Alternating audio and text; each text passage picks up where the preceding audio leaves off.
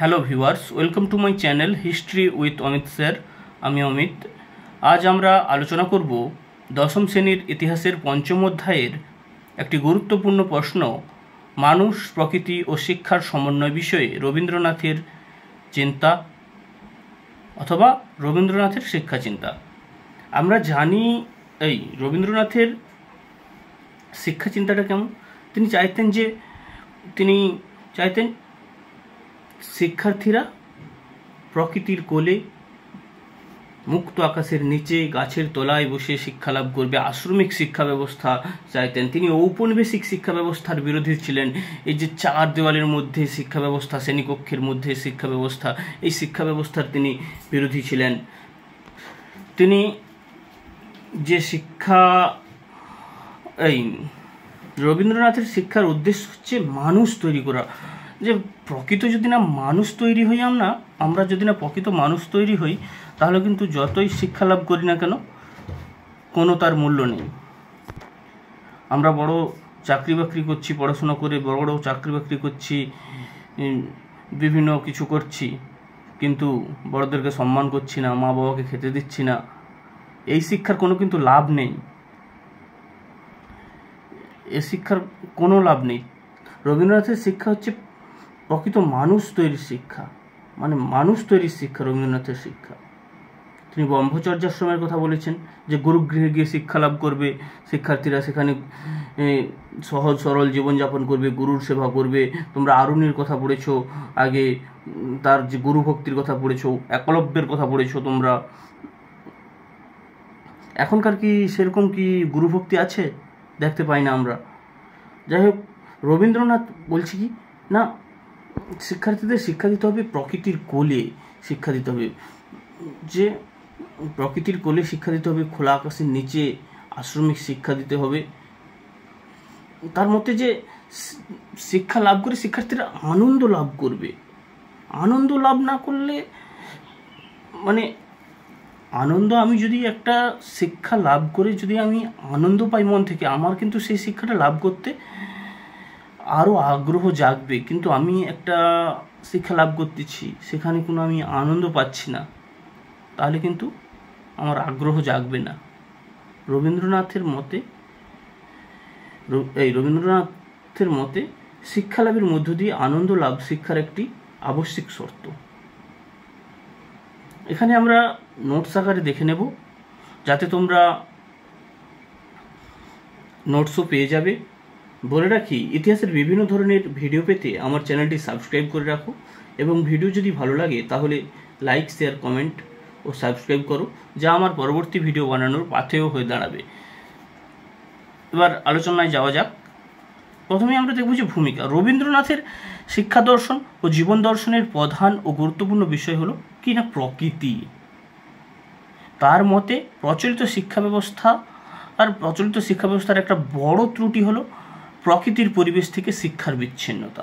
তাই তিনি তার শিক্ষা চিন্তায় প্রকৃতি, মানুষ ও শিক্ষার সমন্বয় ঘটিয়েছিলেন। কিসের? প্রকৃতি, মানুষ ও শিক্ষার সমন্বয় ঘটিয়েছিলেন। তিনি শান্তিনিকেতনে বিশ্বভারতী প্রতিষ্ঠা করে প্রকৃতি, মানুষ ও শিক্ষা বিষয়ে হাতে কলমে পরীক্ষা নিরীক্ষা করেছেন। প্রথমেই আমরা দেখব 1 নম্বর পয়েন্ট, রবীন্দ্রনাথের শিক্ষা চিন্তার প্রাথমিক ধারণা। রবীন্দ্রনাথের মতে শিশু ও বালকের শিক্ষার মূল উদ্দেশ্য হবে তাদের স্বাভাবিক বুদ্ধি ও কল্পনার বিকাশের সুযোগ দান করা। শিশু ও বালকের শিক্ষার মূল উদ্দেশ্য কি হবে না, তাদের যে স্বাভাবিক বুদ্ধি, যে কল্পনা শক্তি আছে, তার বিকাশের সুযোগ দান করা। তিনি প্রাচীন ভারতের আশ্রম ও গুরুকুল প্রথাকে আধুনিক জীবনে আনতে চেয়েছিলেন। তিনি মনে করতেন বিজ্ঞান শুধু পরীক্ষাগারের চার দেওয়ালের মধ্যে নেই, তার স্থান ক্লাস ঘরের বাইরে, হাটে, মাঠে, মাটিতে। এছাড়া তিনি মাতৃভাষায় শিক্ষাদানের উপর গুরুত্ব আরোপ করেছেন। এই যে মাতৃভাষায় শিক্ষাদানের উপর গুরুত্ব আরোপ করেছেন, এটা একটা গুরুত্বপূর্ণ ব্যাপার। আমরা যদি কাউকে মাতৃভাষাতে শিক্ষাদান করি না, তাহলে সেই শিক্ষার্থীটা খুব ভালোভাবে শিক্ষাটা গ্রহণ করতে পারবে।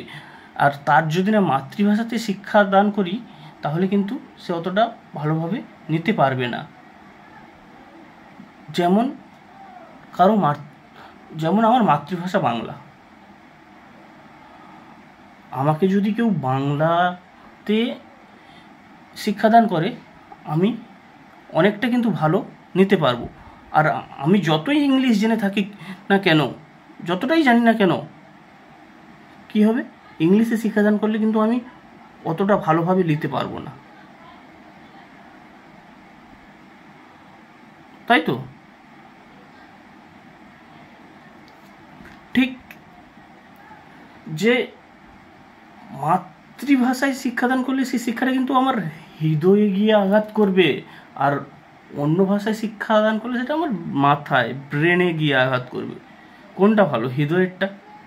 হৃদয়ে আঘাত করবে।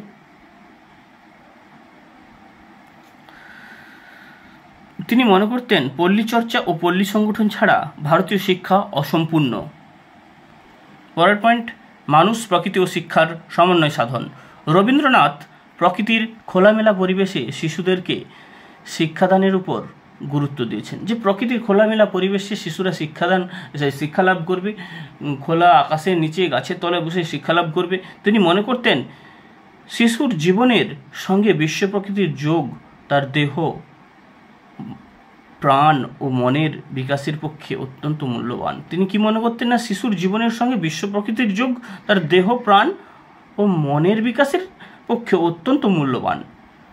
শিশুর পরম সত্তাকে সে নিবিড়ভাবে যাতে অনুধাবন করতে পারে, সেজন্য তার সুকোমল বৃত্তিগুলির সুষম বিকাশ সাধনের উপর তিনি সবিশেষ গুরুত্ব দেন। শিক্ষা সমস্যা প্রবন্ধে তিনি বলেছেন, শিক্ষা প্রাঙ্গণে অবশ্যই একটা জমি থাকবে যেখানে ছাত্ররা গোপালন করবে এবং বাগান পরিচর্যা করবে। তার যে শিক্ষা ব্যবস্থা, রবীন্দ্রনাথের শিক্ষা ব্যবস্থায় শিক্ষার্থীদের সহজ সরল জীবনযাপন করতে হবে, গুরু সেবা করতে হবে, অতিথি সেবা করতে হবে, এমন এইভাবে প্রকৃতির সঙ্গে মানব মনের অপূর্ব মেলবন্ধনের কথা রবীন্দ্রনাথ বলেছেন। যে কি বলছেন না, শিক্ষা প্রাঙ্গণে অবশ্যই কিছুটা জমি থাকবে, সেখানে ছাত্ররা গোপালন করবে, মানে গরু পালন করবে এবং বাগান পরিচর্যা করবে। এভাবে প্রকৃতির সঙ্গে কি হবে না, মানব মনের মানে শিশু মনের, শিক্ষার্থীর মনের অপূর্ব মেলবন্ধনের কথা রবীন্দ্রনাথ বলেছেন। এভাবে প্রকৃতির সঙ্গে মানব মনের অর্থাৎ শিক্ষার্থীর মনের অপূর্ব মেলবন্ধনের কথা রবীন্দ্রনাথ বলেছেন। এবার আমরা দেখব ঔপনিবেশিক শিক্ষার সমালোচনা। ঔপনিবেশিক শিক্ষার প্রবল সমালোচক ছিলেন রবীন্দ্রনাথ। তিনি শিক্ষার হেরফের প্রবন্ধে বলেন, ইংরেজি মাধ্যমে শিক্ষা পাশ্চাত্য প্রগতিশীল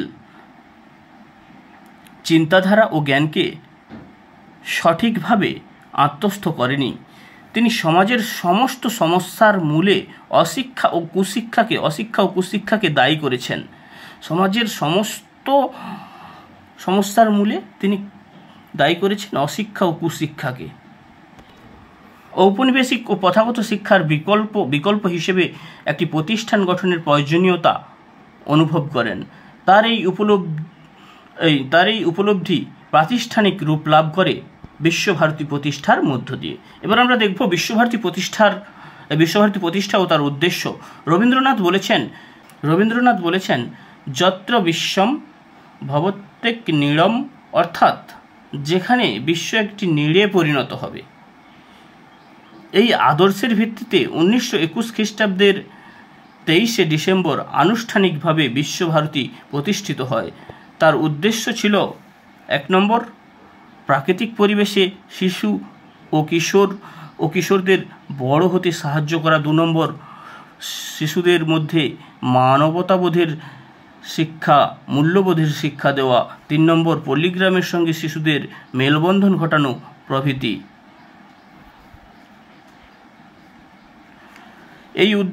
এই উদ্দেশ্যগুলিকে চরিতার্থ বা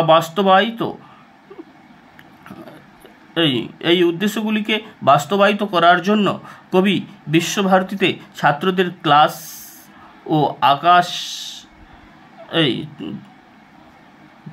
কবি বিশ্বভারতীতে ছাত্রদের ক্লাস আকাশ ও গাছের তলায় চালু করেন। মানুষের সঙ্গে শিক্ষার সমন্বয় ঘটানোর জন্য পল্লীগ্রামের সঙ্গেও শান্তিনিকেতনের ঘনিষ্ঠ যোগাযোগ রেখেছিলেন। এবার আমরা উপসংহার দেখে নেব। সবশেষে আমরা বলতে পারি যে শিক্ষা মনুষ্যত্বের জন্ম দেয় সেই শিক্ষাই প্রকৃত শিক্ষা। এটাই হলো রবীন্দ্র শিক্ষা দর্শনের মূল কথা, যে শিক্ষা মনুষ্যত্ববোধের জন্ম দেয় সেই শিক্ষাই প্রকৃত শিক্ষা। এটাই হলো রবীন্দ্রনাথের শিক্ষা দর্শনের মূল কথা। রবীন্দ্রনাথের শান্তিনিকেতন ভাবনা শুধু বাংলা বা ভারতে নয়, সমগ্র পৃথিবীর ইতিহাসে এক দিকচিহ্ন হয়ে আছে। তিনি বিশ্বভারতীকে যথার্থই বিশ্বজাতির মহামিলনের ক্ষেত্রে পরিণত করতে পেরেছিলেন। তিনি বিশ্বভারতীকে যথার্থই বিশ্বজাতির মহামিলনের ক্ষেত্রে পরিণত করতে পেরেছিলেন। Thank you. আজ এ পর্যন্ত সবাই সুস্থ থাকো, ভালো থাকো এবং সকলকে ভালো রাখো।